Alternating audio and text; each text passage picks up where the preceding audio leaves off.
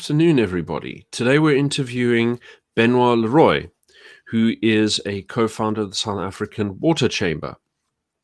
Now, Benoit is a chemical engineer by education and has spent most of his career in wastewater management and water management in general, and is part of several initiatives to help inform the public about problems with our water infrastructure and to lobby the government to get them to do their job, more or less. Is there anything you'd add to that, Benoit? I think that's a good summary. Yeah, I think it's cool. No, excellent. Well, one of the first things that I think is on most people's mind when they're thinking about water is the water crisis in Cape Town, and of course its evil twin in Nelson Mandela Bay, which has just unfortunately befallen the people living there. And the causes of this problem, as I understand it, go back a few decades. And what I'm curious about, and what I think a lot of people are curious about, is why did we get in this mess when so many of the indicators were available to us for so many years? From a scientific perspective, there was a hydrological drought, and the drought persisted for more than 3 seasons, which is UCT said an event once every 300 or 400 years. Our systems, our bulk water systems, so from dams with canals and pumps to the towns, are designed not to run out 2 years in 100, 2 to 3 years in 100.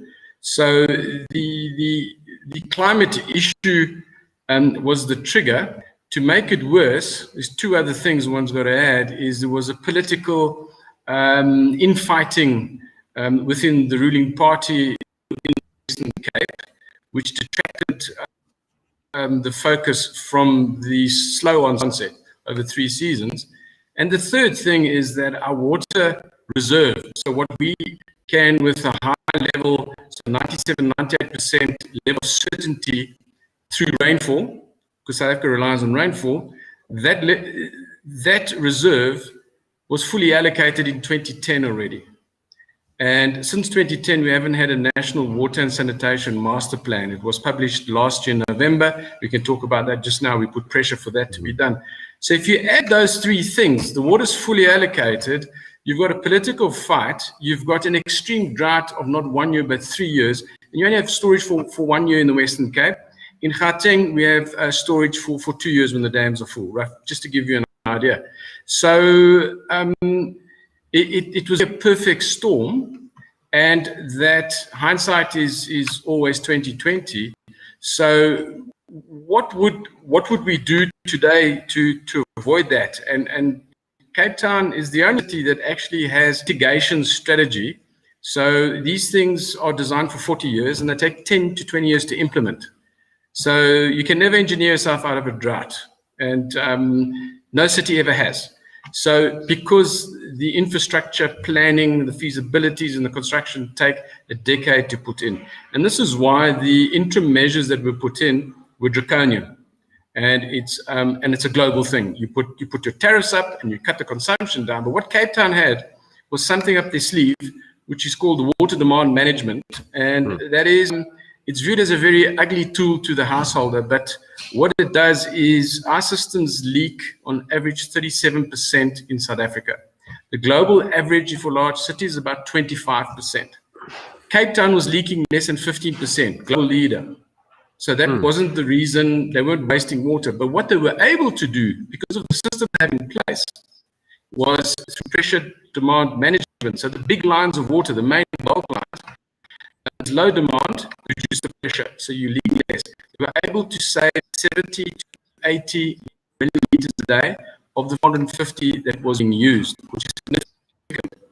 So it was able to actually manage the situation quite well, which most cities in the world are not to do. But the important part is to decouple yourself from the rainfall patterns, and we've seen the Mediterranean regions worldwide. I think there's 7 of them, and the Western Cape is one of them. So Australia West Coast also, is that they are drying up since 1982. And that data is from our government, from national government through the Water Research Commission. So we are drying up in the west. In the east, we're having the same amount of rain on average, but it's in different places, in different frequencies. So we have less water. So our water reserve, in actual fact, is over-allocated. So we don't have enough water. That's the bottom line. To fix that, we have to decouple ourselves from the rain. So we have to reuse. There's plans in place to do that. We have to reduce the leaks. A lot of that has been done. And then we have to add new water that's renewable, so desalination. And that is how the Middle East survives the level of seawater desalination. Mitigation steps. There's a big flurry at the moment, which I find it's tough, it's sad, but it's quite ironic because the dams of the terrace haven't gone down. Well, they've gone down from a level 5 to level 2.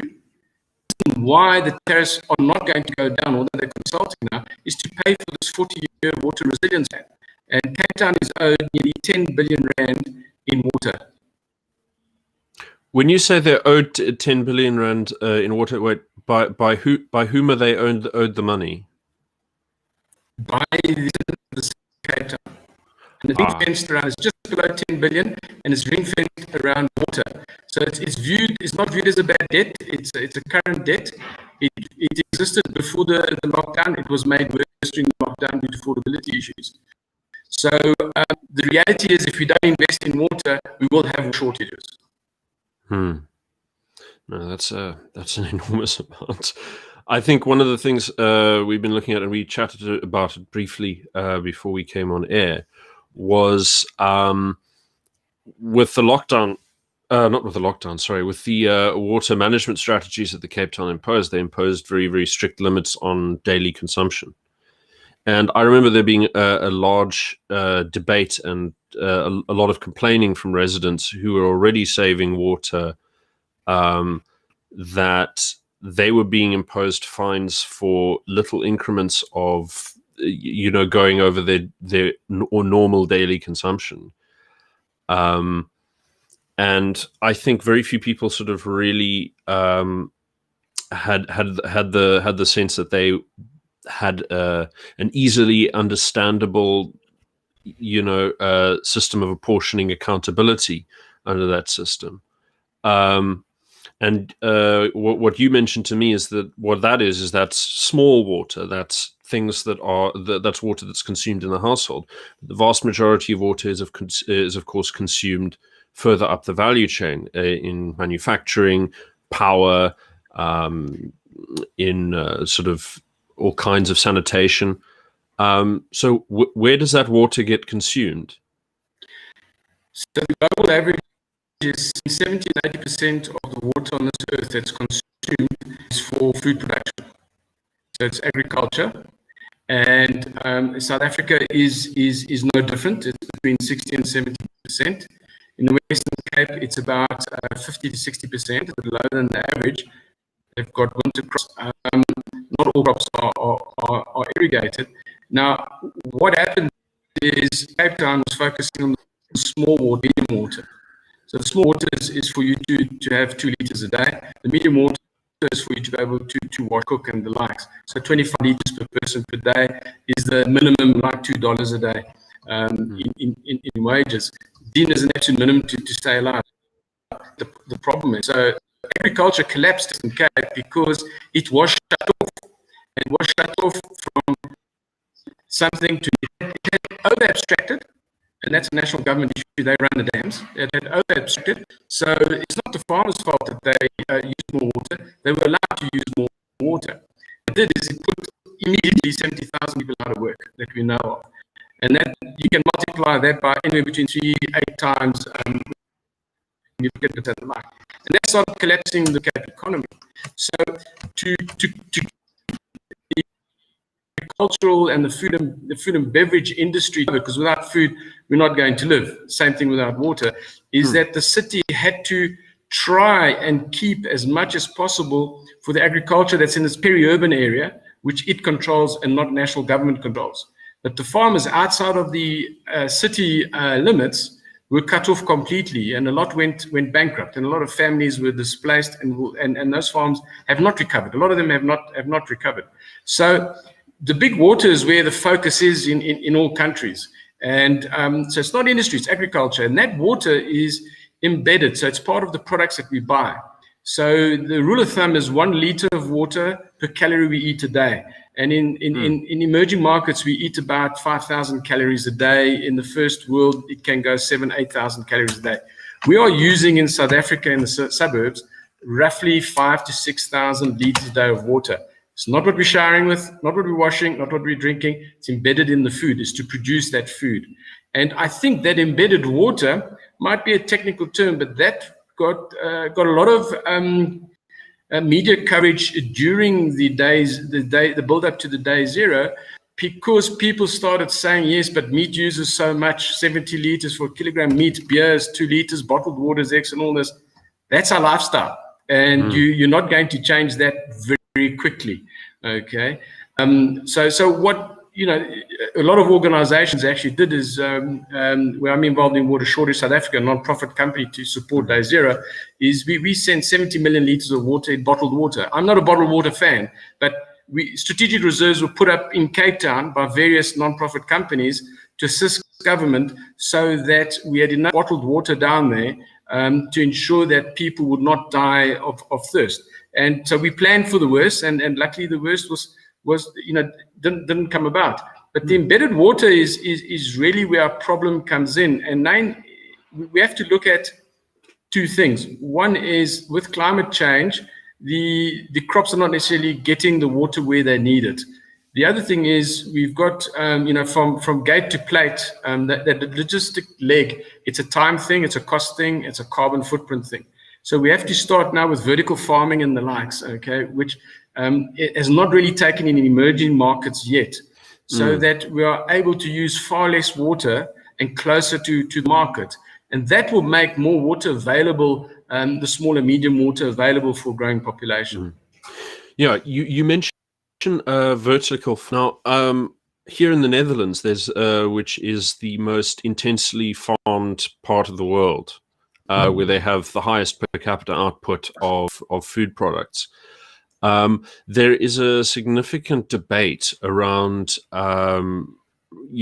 agricultural runoff and its effect on water. What's called eutrophication, which is, as I understand it, high concentrations of nitrates and phosphates, which are necessary to make plants and animals grow well, but have a rather sort of harsh effect on the waterways and the general ecosystem. How would one ideally cope with that situation, and what capacity does South Africa have to deal with those issues?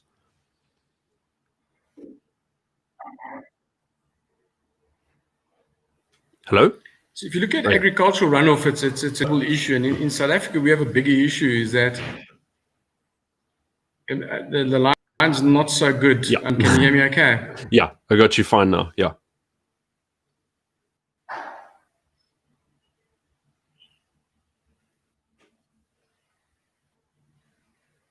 Am I breaking up? No, there's just a little delay, but otherwise we're fine.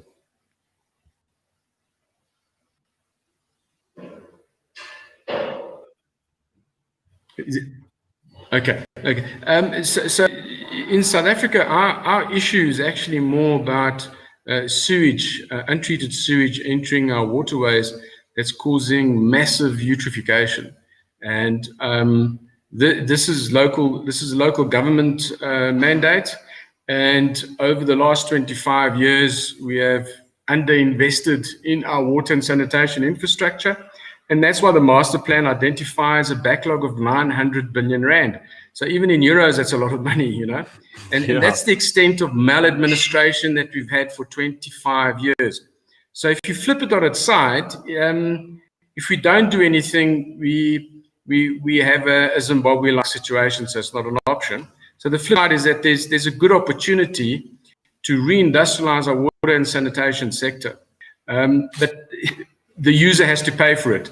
And one of the issues we have is that because our middle class has been stunted over the last couple of years, and with COVID stunted even further, is that the cross-subsidization for those essential services, and that's a part of the problem in Cape Town, is that the high-end users are not using that water. So they were using 50, 60 cubes a month. They're down to 15 now. So that excess volume was subsidizing the medium and the indigent folk. So if you have a look at it at a national scale, we have a very similar situation. So water prices have been escalating way above energy prices. But because it's a smaller ticket item on the monthly bill from the municipality, people didn't notice it. Now they're starting to notice it because times are tough. Water is going to increase markedly purely because it's going to cost 900 billion rand to reinstate our infrastructure. And we have to do it. We have to get water resilience. We cannot attract any foreign direct investment without energy and water security, just to start off with. There are other things we have to add in. So water is really a fundamental economic enabler. So we have to invest into it. And the question is, how do we do it? And is government the best place to do it? Are they the most efficient? And in certain cases, yes, certain cases, no. So that whole landscape is going to change, because the eutrophication destroys the economy. It destroyed the Mayans. It will destroy our Southern African. If South Africa falls, SADC falls. We cannot afford that. So we have to rebuild our municipal infrastructure. And typically, water and sanitation is around 60% of the book value of infrastructure in a municipality. The average person, I don't think, is aware of that. Everybody thinks about energy, roads, and parks and waste. Water and sanitation is roughly 60% of the infrastructure. It's a global issue. It's been underinvested due to competing priorities. And our job as organized business is to raise that awareness. And through yourselves like this is to raise that awareness. Yeah, I from what I gather, the condition of our water infrastructure impacted our bond evaluation as well. So I think that struck me as particularly. I think that stood out quite a lot, because that affects the government's ability to finance its projects. It affects the quality of your investments at a national level. So this affects people in sort of quite a very diffuse way as well. It can be quite scary.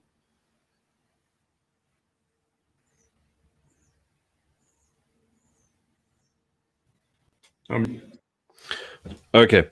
Can you hear me now?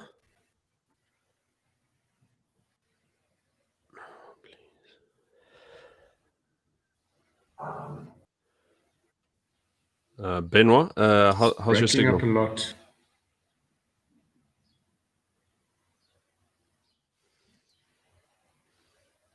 Okay. If you can hear me, I'm just going to move on slightly to the to another question, which is, Sure. we have we focused a lot on Cape Town and the surrounding area in the Cape. How has how have these problems been affecting the rest of the country? Because I know that PE is going through a rather difficult time now, and it caught up to them really, really quickly. You mentioned sort of mismanagement by government, but exactly what are the warning signs that the government should have been paying attention to, and what has distracted key decision makers from these issues?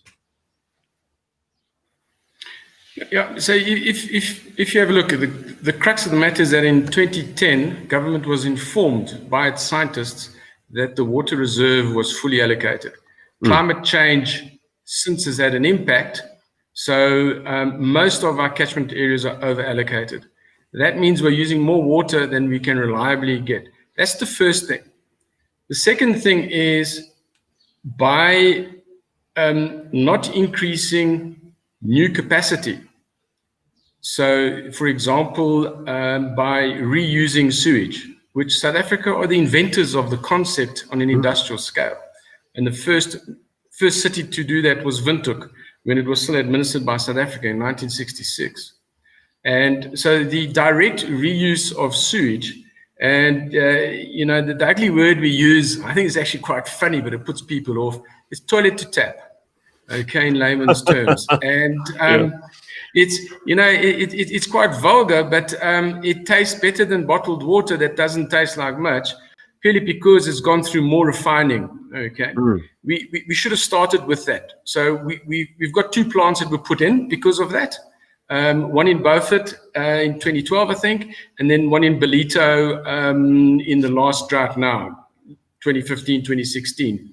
These are fairly small scale, a couple of million liters a day. Cape Town is busy. It has finished the engineering. It has designed a 70 to 80 million liter a day direct reuse from sewage, from the Zandvliet sewage plant.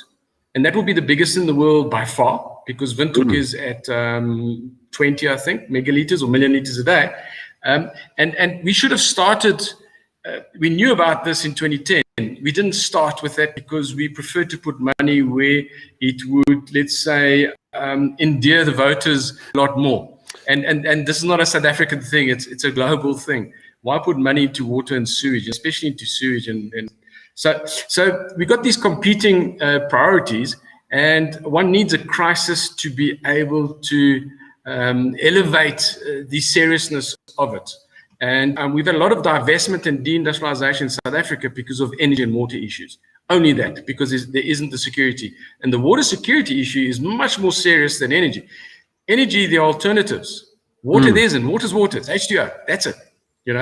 So also what we helped develop, we were at the forguard in the 1960s and 70s of developing seawater reverse osmosis, because we needed brackish water reverse osmosis to desalinate for our diamond mines and the likes.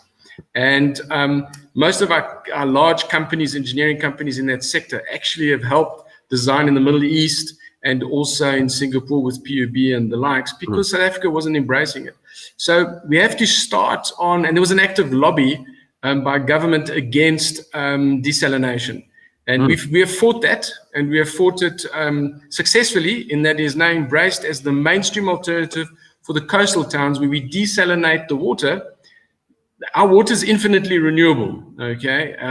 And so by desalinating it from the sea, we're able to provide potable water, commercial water, industrial water, irrigation water. We're able to provide it 365 days, every day of the year, irrespective of whether it rains or doesn't. But we can only do that on the coast. But by doing that on the coast, you liberate water inland. So those are the main drivers in our master plan, is to reduce. So now to stop the inefficiencies, the 37% leaks. We lose 41% of our water. 37% is leaks. That's a national number. That is too high. So we need to drive those efficiencies. Then we need to reuse. So reuse sewage and industrial water and commercial water. And we don't have to use it all for potable. We can use it for various other processes and the likes. And by doing that, we sort out pollution issue from the sewage plants, because now we are reusing the water. So whatever's returned back into those return flows will end up being treated and clean. So we sort out 2 problems at once. And then we have to have new water, but it's not going to come from the sky. And in actual, we're getting less and less. So that has to come from the sea, and that technology is mature. It is energy intensive, but the cheapest plant awarded in the Gulf area now, last year, is cheaper than our bulk water. So our water from our dams or from groundwater, it's at 30 to 40 US cents a cubic meter, and it's not using renewable energy, using fossil fuel. Once we plug in renewable energy onto desalination, we then reduce the cost, and we decouple ourselves from the vagaries of Eskom. Okay. Yeah, because people generally don't understand that Eskom actually uses water to produce power that they needed for a coolant. Yes, and Eskom, so even in a dry cooled power station, you use water, you need less. And Eskom is actually a leader in the world. It uses the least in its coal-fired powered fleet than anybody else per kilowatt hour. I can't remember the number offhand, but it uses the least. So because we're a water scarce country, we've always been focusing on those things. So, but Eskom, the total industry, including Eskom and mines, is less than 10% of our water. The problem's not there. Okay. No. Now, considering we have this desalination technology available, you said that the government fought you on its implementation. Or why were they doing that? I think it's a host of, firstly, one's got to accept that there's a reluctance to change. So, and a lot of, let's say, the people I know who advise our government are conservative. Water people are conservative by nature because it moves. It moves very slowly. So you've got to edge them on. And I think it's also, it competes with the interests of people, for example, who build dams and the likes. We are dammed out. We can't build more dams. There is no water to actually catch.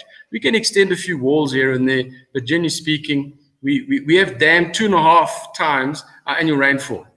Wow. So that's the national. It's a national average, so it varies by catchment areas. So you've got vested interests and reluctance to change, and also you have an anti-progress lobby. Sometimes it comes under the guise of green, okay, and people will say that you are going to you're going to pollute the sea. Well, you know what salt water does? It attracts water. It's hygroscopic, it attracts water. And in actual fact, with engineering, we make sure that there is no impact. And all the plants around Singapore and around Australia, for example, have got increased sea life now. And because the habitat is in actual fact over-engineered to a certain extent. So we have the environmental lobby that doesn't have an alternative that is extremely powerful in South Africa, and especially in the Western Cape. We will fight it tooth and nail, but you don't have an alternative. What we have to do is not cut corners. We have to engineer properly so that the outfalls, because for every liter you take in, you return roughly 30 to 40% back into the sea. So if you return 50% back, the brine or the salt concentration is double. But it's not double for long, because we disperse it through the pipeline. We disperse it in the mixes. So there's two things we make sure: that the concentration of brine is not too high, so we manage to do that, and that the temperature is cooled down, because you do get a bit of heating of temperature. Koeberg operates on that basis. The biggest problem with Koeberg was actually to cool down its water below 40 degrees. It's coolant, and it does do that through its condensers. So the environmental lobby is very, very destructive. You stopped the Carlsbad, the biggest desalination plant on the west coast of the US. It caused 13 years in delays because of things like that. They lost everything but through the courts.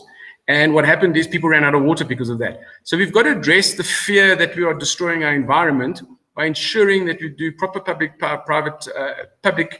consultation, but also that the developers are held accountable to what is agreed and designed so that we have minimal environmental impact. That's it's a really interesting angle, and quite I think it's quite a big irony that the green lobby is getting in the way of saving the environment. What big ideas do you think they have that are getting in the way of them thinking flexibly about these issues? Some of it's politically motivated in the Western Cape, for example. It's to go against anything that government's doing. There are other agendas, and there's a secession agenda also to break away from the rest of South Africa. So in my digging around, I found a lot of political equity being channeled through the green movement, like we see happens in the States and in France, for example, and in Germany. And so, and I think a lot of it is to do with the political agenda. I think a lot of it is also to do with fear-mongering and the media inflating it sometimes unbeknown. And so, from my perspective, it's a matter of raising the awareness of the pros and cons, balancing it. And if you have an alternative, let's put it on the table and work through it. And nobody has. So desalination has been done wrong in certain places in the world. And the mistake Cape Town did is that it put in 3 package plants for 2-year period, because you cannot go more than a 2-year contract. Then it triggers public-private partnerships, and et cetera, et cetera. So what happened is it cost 40 to 50 Rand a cubic meter instead of 10 to 15 Rand a cubic meter. And the politicians jumped on that and said that they're fleecing the Cape Townians and all the like. And that actually wasn't the case. And then we had the mayor who said that she had a fleet of barges arriving. We went to go and look for them with desalination units, like our power units that we have from Turkey that want to plug into our grid. Those exist. these barges don't exist, okay? So what happened is that raised the whole green issue. These ships are going to come and dump their oil into False Bay and all that, and in actual fact skirted away from, from the real issues. So the desalination, the anti-desalination lobby is extremely powerful, and globally, and all it does is it causes increased costs and delays, and we have to live with that, and we have to become smarter in allaying people's fears, and I think increase the transparency when it comes to the EIA process, where people can put their gripes on the table, work through it, and that's legislated in South Africa. And the Turks try to the EIA, that's environmental impact assessments. Yeah, and our EIAs are enshrined in our legislation through the National Environmental Management Act, the NEMA, and it says that we have to show, when we develop a project, we have to show to the all stakeholders, interested and affected parties, we have to show what the impact is of what we are proposing to build and how we mitigate the impacts. And the impacts can be from noise to temperature to pollution to the salinity of the water to a whole lot of things. And if those mitigations are accepted, then government reviews it, all technically, and then issues a license to carry on. So all of the renewable energy goes through an EIA for it. So environmental impact assessments can be very time consuming, and if there are objections, valid or not, it delays it. And in South Africa, some have been delayed 8 to 10 years in the end, purely because of local communities having to become better at showing that the impacts can be and will be mitigated. And ensure when projects are implemented, we haven't been very good in the energy sector. In the water sector, we have to smarten up our game and make sure that we stick to what was designed. And the developers must be held accountable in a transparent fashion. And the media is one of the ways of actually doing that. So there's a lot of work, and it's more difficult to do it, but we have. No, very sound. One of the biggest issues that I've sort of seen on and off in the past few years is with mine runoff. But for an average person, they don't really know what's in mine runoff and why it's dangerous, and what the sort of structural risks are of that. So, particularly in South Africa, where we're dealing with platinum group minerals, there are a lot of poisonous leaching processes that they are put through. So, what comes out of this? Why is it dangerous? Deal. Okay, so if you look at one must look at operational mines and then closed or abandoned mines, and we've over 800 plus abandoned mines. I'll talk about that. An operational mine, generally speaking, uses all its water and it recirculates its water, and it's always been doing that because South Africa wasn't blessed with a lot of water, especially where the mines are. And with deep level mining, aquifers and the likes, they actually got to dewater the mines. And one of the biggest costs is actually, I'm talking about with a megawatt. So a megawatt, 1,000 kilowatt, 1,200 horses in power to pump water up 2 kilometers to dewater the mine so that you can access that waste to mine, be it gold or platinum. Mines are a bit shallow but have similar issues. So where the mines have excess water, that water will be discharged into rivers and the likes, and they get a water use license. That is, it has to be policed, and it's not policed as well as it should be. Very little is these days. So what happens is the salinity. This is not necessarily toxic. The salinity, so the dissolved solids in that water tend to be high because of where they've come out of. And that is, a lot of it is in actual fact diluted by Lesotho Highlands water in the Vaal River system. It sounds criminal, but it's the only way to engineer the system. So that's an operational mine, and water is very expensive on a mine, so they're not going to let me go easily. The problem comes in when the mine closes, it fills, the voids fill up with water, and where there's pyrite and the likes, okay, so fool's gold, pyrite, what happens is you get bacteria active, you start leaching metals that are in there, And it can be anywhere from mercury to cadmium and all the heavy metals which are toxic. And that mine will fill up, that void, it will decant, and we call that acid mine drainage, AD. So so what happens is when mining, you provide in your balance sheet for remediation, closure and remediation for forever. And what's happened is a lot of miners went bankrupt in South Africa over the last 2 decades and disappeared. So the state is now responsible, and the state has failed. When the economy shrinks, you don't have money to do these things. So what happens, we've got decanting happening, and it's acidic, generally speaking, from gold mining, and we've got the heavy metals, and inside the gold mine, we've got uranium. So that's a big problem, especially up on the reef. So the Gauteng area, Johannesburg, Pretoria, and the Vaal Triangle, Ekurhuleni, has over 600,000 tons of uranium stored in its slimes dams. So we glow by far the most in the world. A lot of that has been suppressed. It's coming out through various investigative journalists, and the decanting hasn't been suppressed. That's been ongoing. So the issue is the state doesn't have the funds to treat the AMD. Now, when it comes to treating AMD, it's a global issue, obviously, with deep level mining. South Africa has the only,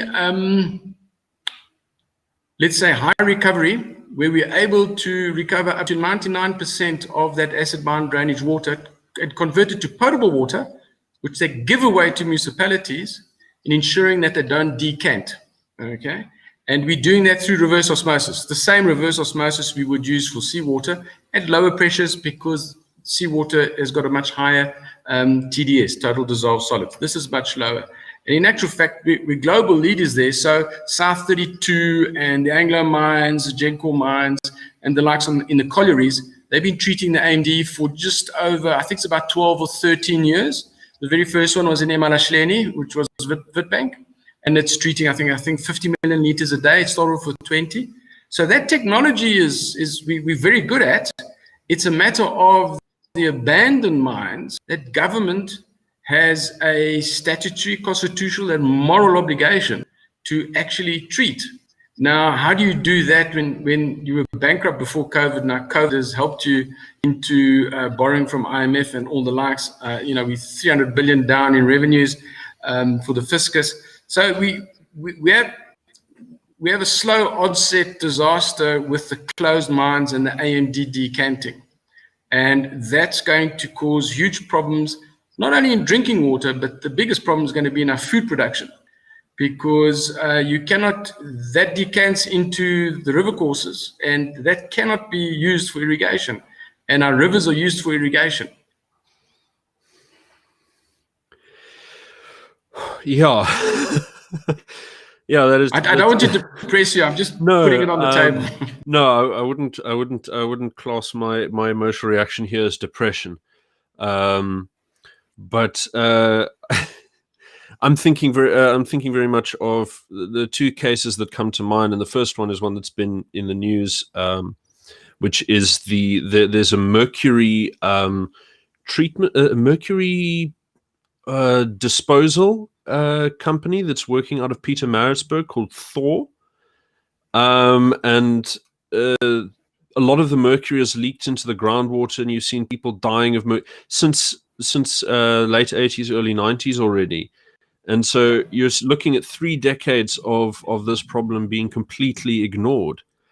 The other case that comes to mind right now is I had a tutor at university some years ago when I was at UCT. One of the most extraordinarily bright young women I've ever met, and she went home to Kimberley for a holiday and came back so severely ill from lead poisoning that she just simply couldn't operate anymore, mentally or physically, and she had to retake the vast majority of her courses and never recovered to her academic standard before. A country that doesn't look after its environment is never going to succeed.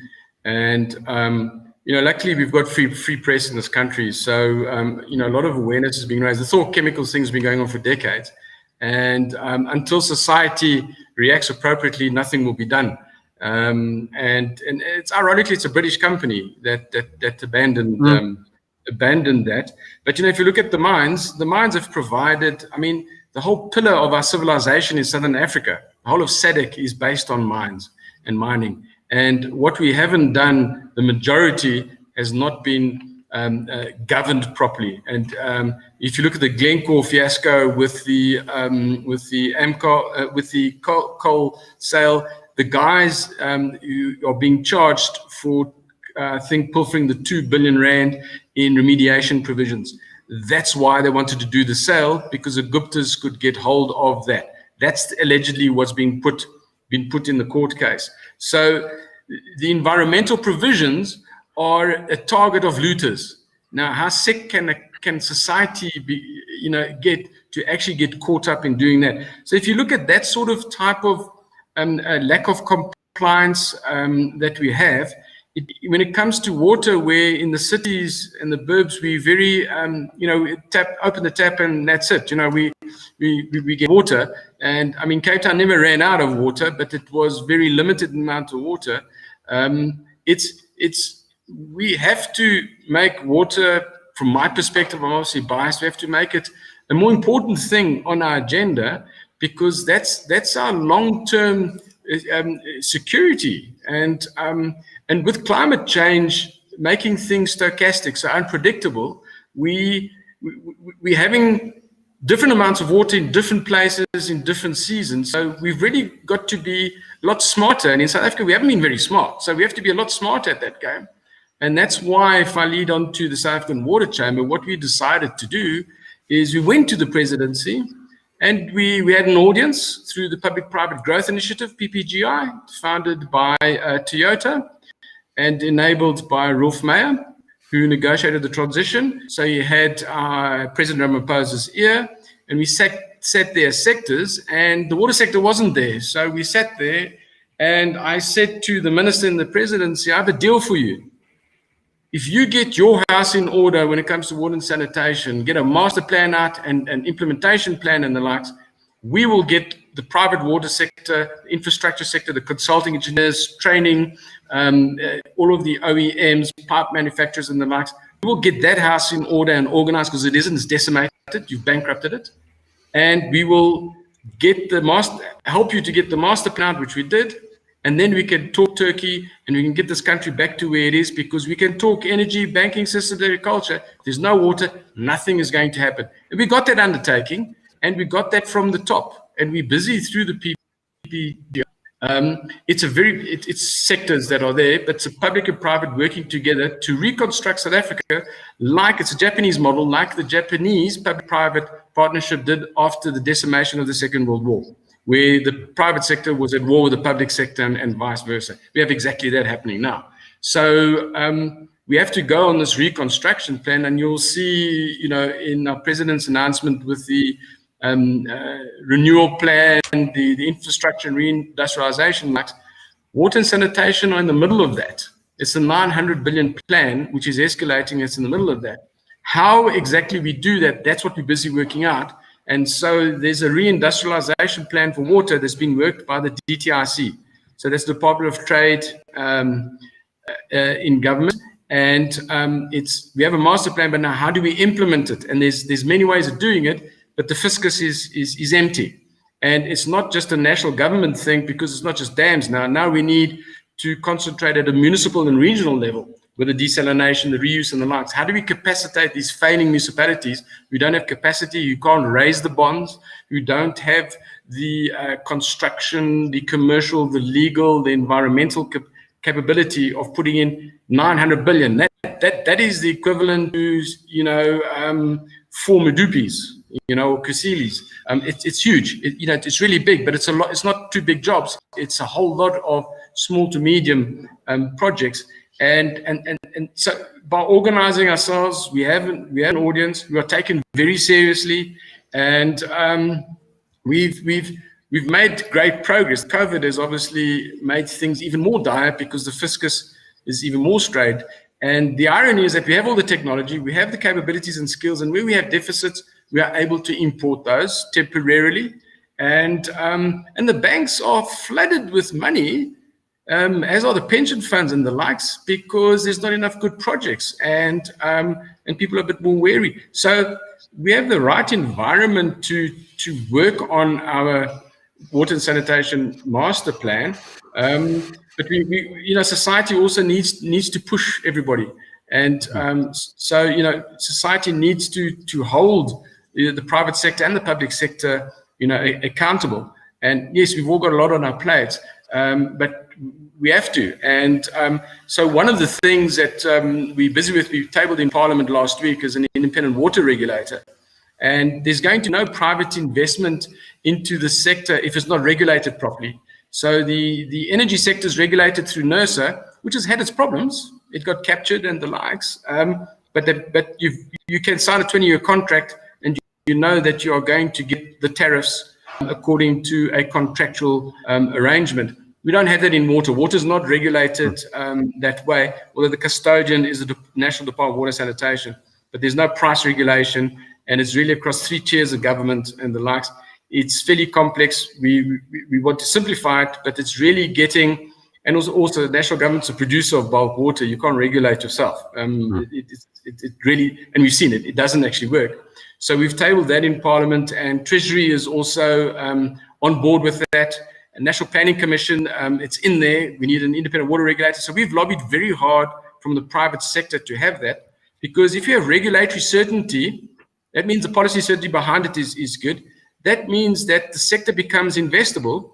And we believe that in a lot of cases, the private sector is in actual fact can deploy a lot cheaper, quicker, and can be held accountable contractually for a period, a contract period, whatever that period is, 5, 10, 15, 20 years, and it can be held accountable to deliver what needs to be done. And the regulator, not the politicians, the regulator reports to Parliament, will then regulate that sector. And so in the UK, it works very well, for example, and the regulator there is actually wants 5% reduction in leaks every 5 years. And Thames Water CEO got dismissed last year because he didn't meet that KPI. That's how serious it's done with the regulator. So we're heading there. So we're making progress, but these things unfortunately take time. Now, a lot of people will listen to this and think this is all well and good, but if the government fails to enforce these procedures or gets involved and mix in with them, there needs to be some sort of fail-safe, some way of regulating it anyway. And a lot of people don't have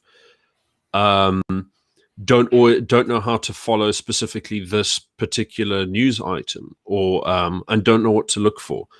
And so what I was wondering is how much local businesses, farmers, ordinary citizens can get involved in monitoring the quality of their water sources and soil and so on, because I know this will matter a great deal to the agricultural industry. Of course, there's a sort of a darker side to this. We know that there are some farmers, and I've seen it in Northwest Province. There have been complaints about larger industrial farmers subjecting the waterways to eutrophication through cattle feedlot runoff that affects smaller farmers and so on. But I suspect on the whole, farmers will be very interested in monitoring their waterways. But how would you go about this if you, as an ordinary person, are there ways you can find out how to test the water? Are there places to send the testing to? And is it possible to set up a means for testing for these things yourself? So the law and the standards, so the Water Act governs what we do. The SANS 241, there's a national standard for potable water.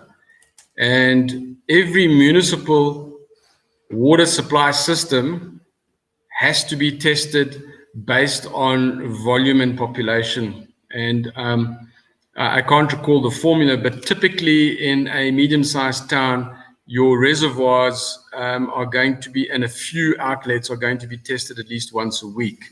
In the larger towns, it's more often.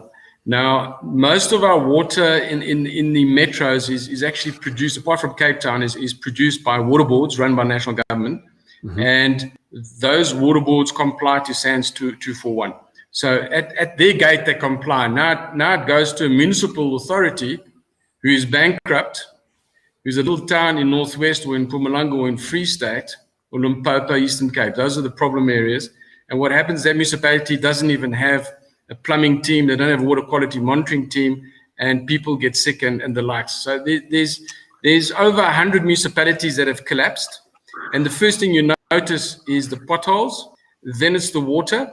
So your sewage system blocks up and surcharges. And then your water quality goes down, because the municipality very often has to boost the chlorine content, depending how big their delivery system or reticulation system is.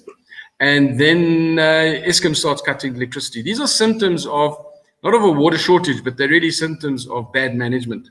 And if you keep on voting the same people in over and over and expecting a different result, you're surely mad. That's the first sign of madness. And that's a problem that we have. So because we're not holding, so we have the systems in place, we're not holding local government, who is the biggest culprit of pollution into our waterways, but also of delivering water that is not fit for purpose. And it's a criminal offense, and nobody's been put behind bars for that. Okay, so there's a lot of little towns in Mpumalanga that I know where I've met people where when they do get the water, it's brown. Okay, so it's not fit for human consumption. So how we have to force compliance. So the blue and green drop report. So the blue drop is for the potable water, the SANS 241 compliance, and the green drop is for sewage discharge compliance. Those were stopped in 2012, 2013. Why do you think they were stopped? They were stopped because they told the truth. That was the dashboard developed by national government with academia and everybody. And it's not just the quality of what you discharge, it's the quality of your operations, percentage of budget you spent on asset management and all the likes. And they weighted it together, apart from the obvious quality issues in the water and the sewage sampling. That was abandoned. So now we're having a debate with government, why it should be put back into place, because now we can hold you accountable. So, I don't believe our legal framework is wrong. I believe it's good. We were the first country in the world to have a National Water Act in 1956. The current Water Act was beefed up. It's very good from 1998. It nationalized water, which is good and bad, but you've got to work within those constraints. And it's got clear, and with the Municipal Infrastructure Act, there's clear, and Water Services Act, there's clear responsibilities and mandates between national, provincial, and local government. But it's not, and that's why a regulator will go a long way to filling those gaps. The Auditor General is also going to be armed, okay, with being able to take things further. We don't have the green scorpions operating or the blue scorpions anymore. Where have those gone? They were part of DEA, Department of Environmental and Agriculture, I think it is. So a lot has got to do with national government is the custodian and the regulator one way or another. And apart from putting in legislation, we have to force performance, compliance, and accountability. So what can the person in the street do? The person in the street can join lobby groups, for example. And there are various lobby groups, be it from environmental to various activism. So you don't have to join a political party to actually get your message through. From business perspective, we're trying to unlock the constraints and the blockages in the system so that we can survive, because we employ the people. Government employs part of the people, about 10% of the people, but the rest is it's the private sector, and we need to thrive, and we need to do it efficiently. And I believe we can reindustrialize the water and sanitation sector and become net exporters like we used to be of the sector, not only in Africa but globally. So there's an opportunity in that, but yes, government has to play ball with us, and there is so much to fix in our country at the moment that one's got to understand that it does take time, but we must never let that go. And I think also people we have social media these days, have to report their service delivery issues, not in a burning tire, but through social media more and more. Because what happens is the media picks up on it. And that drives a very, very powerful agenda. Now, one of the things that you're talking about, monitoring this and getting the information out about these problems, a lot of them don't get noticed until it's too late. Hypothetically speaking, this is something that I've sort of sometimes thought about, is whether or not ordinary people could buy small testing kits and test waterways around. Is there an information source on how to do that, and which water sources that they need to test? Are there companies that they can go to test these samples? What are the legal? Are there any legal barriers to doing this kind of decentralized procedure? You don't want to give it to your old automatic rifle. Okay. So what we've seen, the kickback in Cape Town has been that the bylaw is very clear. You're not allowed to take samples. And because Cape Town has got a multitude of issues, it's by far the best run metro, but it's still failing. They actually policing and stopping people from sampling. The problem with sampling is this, is how are you going to take the sample? Because you're going to contaminate it yourself. And one of the biggest indicators is a biological indicator for E. coli and the likes. And if you haven't been trained in that and you don't have a sealed bottle, that sample is worth nothing, because all you're going to be doing is testing the E. coli that was on your hands, and I guarantee you it was. Maybe post-COVID now we're a bit cleaner, but so it contravenes the bylaws, whether they mean well or not. The other thing is it's a complex issue. Water sampling is not a straightforward issue. There are laboratories. So people like ATA, for example, have gone and contracted laboratories, got permission from various municipalities, and said, we're going to go and sample, try and stop us because we'll use the media. And what happens? They go and sample. And they did a SANS 241 about 2 years ago here in Gauteng, and over 90% complied. And I wasn't surprised, because the water systems, by and large, around the metros do work well compared to the rural areas. So it did comply. So they're fishing in the wrong tank, so to speak. But so that was good news. But they did it. You can contract a laboratory, but we're talking hundreds of thousands of rands here. We're not talking $1,000 or $2,000. We're talking quite a lot of money. So that can be done. My question is, why should civil society have to pay for what the municipality is supposed to be doing? It's better to hold them accountable.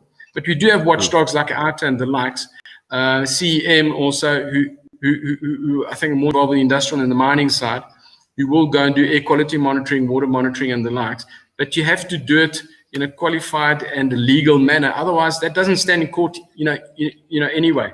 I think one thing that society can also do is from an educational aspect, and where things stick is probably at primary school level, where we've seen that the environmental awareness is not as good as it could be, and there are changes afoot. And so we're seeing in South Africa a lot more environmental awareness. The farmers you don't need, and the rural people you don't need to teach them that. They're very aware. They're extremely aware, because they're dealing with scarcity all the time. But city folk, we tend to be insulated from these things. So I think our schools are an important part of raising the awareness, so that water and sanitation. The only reason we've got big cities and that we live longer is because we've got clean water coming in and the sanitation leaves the city. It's the only reason. Before that, we died of cholera, dysentery, and all this. The world population didn't explode. So we need to keep that going. And I think the average child coming out of primary school is not necessarily aware that, unless they know somebody's involved in the business.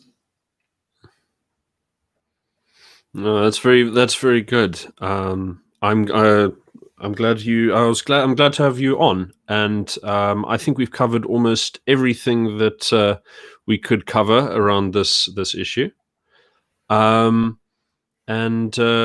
the parting message, I guess, would be that people need a little bit more education and to pay attention to civil society issues.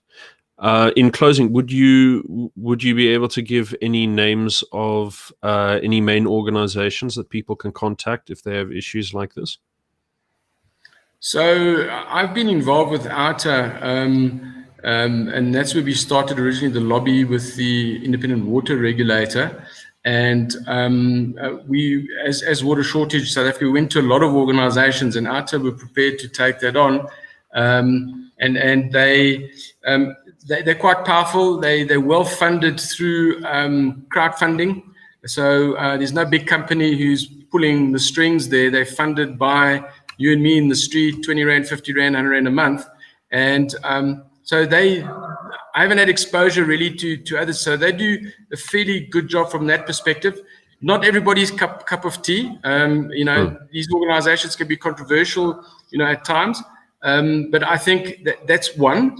And I think the other thing is also to use social media responsibly, because if I look, the mainstream media really follows Twitter quite closely, and so if we put something on there within 24 hours, the mainstream media is onto it. So I think it's a matter of feeding mainstream media, as much as possible with credible, real news, and I think working with your councillors and holding councillors accountable, and the councillors I've been dealing with, generally speaking, are quite cooperative and really do get things done. Although they can't order a municipal official to do something, they do know the ropes and do run these things through council and the likes, and a lot of them are quite active on social media, and so that does force a certain amount of action. So from my experience, that's really part of it. And I think at schools, the school story, I think, is we can always improve, and I think we need to use the schools. I know it works very well with waste. With the collection centers for paper and for bottles and the likes. Let's generate more awareness with water. All right. Well, thank you very much, Benoit. Thanks for coming on. Thank you. Hope it was of value. It was absolutely. Thank you so much, and have a good day. Thanks, you too. Cheers. Cheers.